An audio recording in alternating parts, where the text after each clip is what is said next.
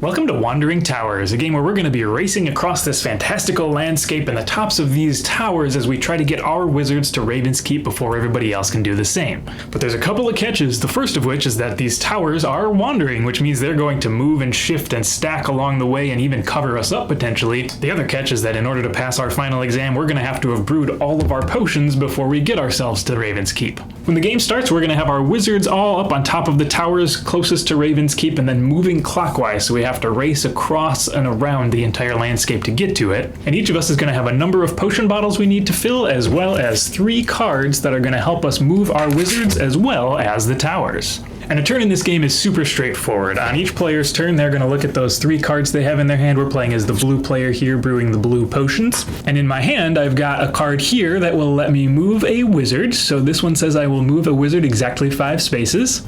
Some of these cards will let you move towers. I've got one that can move a tower 4 spaces. And obviously this wizard scribble on the side here doesn't mean anything.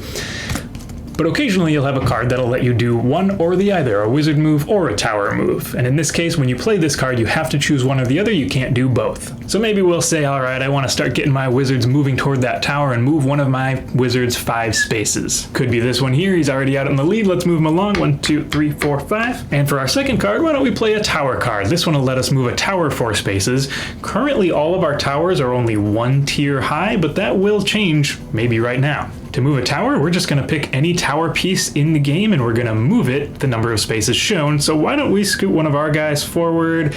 We'll move all of us forward actually. 1, 2, 3, 4. And this one lands on another tower, which means it's going to add a second tier to that tower. And you can see here, I covered up one of yellow's pieces in doing so. Now there's a couple things to know about this. The first is that every time you move a tower and it ends up covering up one or more of your opponent's wizards, you immediately get to brew 1 potion. It doesn't matter how many you cover it up, you always brew 1 potion. And the second is that once a wizard is covered up by a tower, they can't be moved by a wizard move card from that player. So they're going to have to uncover them or just move the tower along with them to get them moving. So that yellow wizard we just covered up is currently kind of trapped inside of this tower. And now we've got a tower that has more than 1 level. And that means every time somebody moves a tower, if they choose to move this tower, they can pick how much of that tower they want to move. They can take the top tower piece and just move that one away from there, or they could choose to pick a lower down tower piece, which then moves everything on top of it along with it.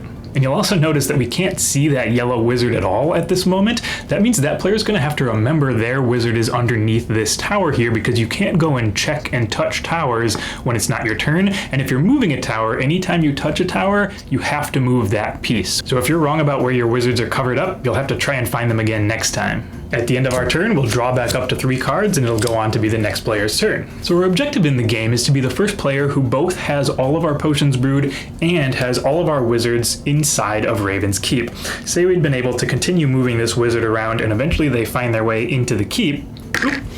That immediately ends my turn, so anytime you get a wizard into the keep, your turn ends immediately. You gotta plan around that a little bit. And the really interesting part is that every time a wizard enters the keep moves. Now the keep is going to look for the next available space on the board that has one of these raven symbols and is not covered by any towers or wizards, so it has to be a perfectly open raven symbol. And in this case, it's going to go all the way around to here.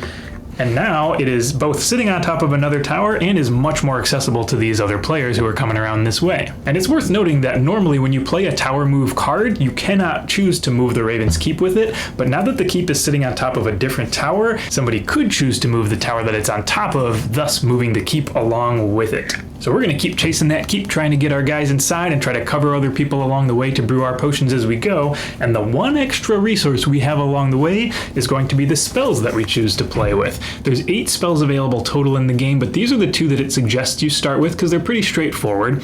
And a spell is a thing you can do exactly once on your turn if you wish, and a spell costs potions that you've already filled in order to use. So this one, for instance, costs 2 potions to move one of your wizards exactly 1 spot. May seem like a high cost, but sometimes that exactly 1 is exactly what it takes you to get into that keep. And this one costs 1 potion to move any tower 2 spaces clockwise. As I said, you can do that anytime on your turn and it doesn't replace any of your card plays, so you could play 2 cards and cast a spell on your turn. When you cast a spell by paying those filled potions you've already got, those get sent to the center as payment, and you won't have to fill them again to win. As long as you have no unfilled potion bottles at the end of the game, that means you've completed that requirement.